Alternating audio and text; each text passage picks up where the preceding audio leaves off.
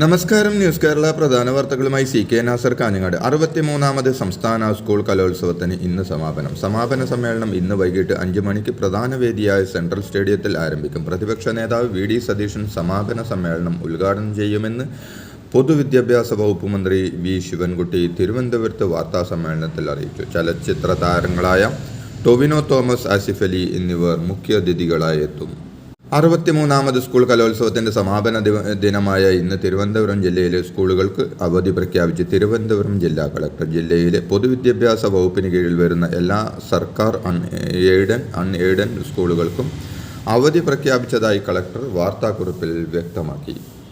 കളിക്കുന്നതിനിടെ തെരുവുനായയെ കണ്ട് ഭയന്നോടിയ 4ാം ക്ലാസ്സുകാരൻ കിണറ്റിൽ വീണ് മരിച്ചു. പാനൂർ ചേലക്കാട് പള്ളിക്ക് സമീപം മത്തത്ത് വീട്ടിൽ ഉസ്മാന്റെ മകൻ മുഹമ്മദ് ഫസൽ 9 ആണ് മരിച്ചത്.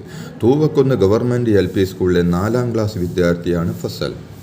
വയനാട് DCC ട്രഷററായിക്ക് ജീവനൊടുക്കിയ NM വിജയൻ ജീവനൊടുക്കിയതുമായി ബന്ധപ്പെട്ടുള്ള വിവാദം അന്വേഷിക്കാൻ KPCC ചുമതലപ്പെടുത്തിയ സമിതി ഇന്ന് വയനാട്ടിലെത്തും. അന്വേഷണ സമിതി ഇന്ന് രാവിലെ 10 മണിക്ക് കൽപ്പറ്റ DCC ഓഫീസിലെത്തി നേതാക്കളുമായി കൂടിക്കാഴ്ച നടത്തുമെന്ന് KPCC സംഘടനാ ചുമതലയുള്ള ജനറൽ സെക്രട്ടറി M ലിജു അറിയിച്ചു. രാജ്യത്ത് HMP വൈറസ് സ്ഥിരീകരിച്ചവരുടെ എണ്ണം 8ആയി. എന്നാൽ ആശങ്കപ്പെടേണ്ട സാഹചര്യമില്ലെന്ന് കേന്ദ്ര ആരോഗ്യ മന്ത്രാലയം ആവർത്തിച്ചു.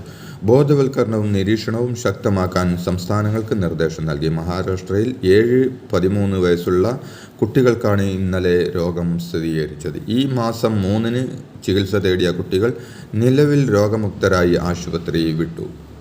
നേപ്പാളിലും ടിബറ്റിലുമുണ്ടായ ശക്തമായ ഭൂചലനത്തിൽ 53 പേർ മരിച്ചു. നിരവധി പേർക്ക് പരിക്കേറ്റിട്ടുണ്ടെന്നും 100 കണക്കിന് വീടുകളും കെട്ടിടങ്ങളും തകർന്നെന്നും റിപ്പോർട്ട്.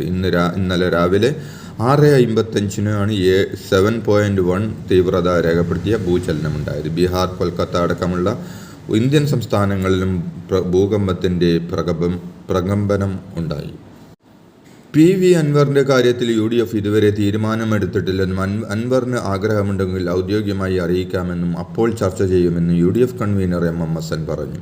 ഒരു കുറ്റവാളി എന്ന പോലെ അൻവറിനെ വീട് വളഞ്ഞു പിടികൂടിയതിൽ UDFന് പ്രതിഷേധമുണ്ട്. അത് പ്രകടിപ്പിച്ചിട്ടുണ്ടെന്നും ഹസൻ പറഞ്ഞു. അതേസമയം മതനേതാക്കൾ അഭിപ്രായം പറയുന്നതിനോട് പ്രതികരിക്കാനില്ലെന്നും ആവശ്യത്തിലധികം പ്രതികരിച്ചു കഴിഞ്ഞിട്ടുണ്ടെന്നും ഇനിയും പ്രതികരിച്ച് വിവാദമുണ്ടാക്കാനില്ലെന്നും അദ്ദേഹം പറഞ്ഞു. തനിക്കെതിരെ PV അൻവറിനെ കൊണ്ട് ആരോപണം ഉന്നയിച്ചത് പിണറായി വിജയനാണെന്നും കാലത്തിന്റെ കാവ്യനീതിയാണ് ഇപ്പോൾ കാണുന്നതെന്നും പ്രതിപക്ഷ നേതാവ് വി ഡി സതീശൻ പറഞ്ഞു. അൻവറിന്റെ കാര്യത്തിൽ UDF ഒറ്റ തീരുമാനം എടുക്കണമെന്നും ഒറ്റക്കെടുക്കാവുന്ന തീരുമാനമല്ലെന്നും വ്യക്തിപരമായ ഇഷ്ടാനിഷ്ടങ്ങൾ പ്രസക്തിയില്ലെന്നും അദ്ദേഹം പറഞ്ഞു. പാണക്കാട്ടെത്തി മുസ്ലിം ലീഗ് സംസ്ഥാന അധ്യക്ഷൻ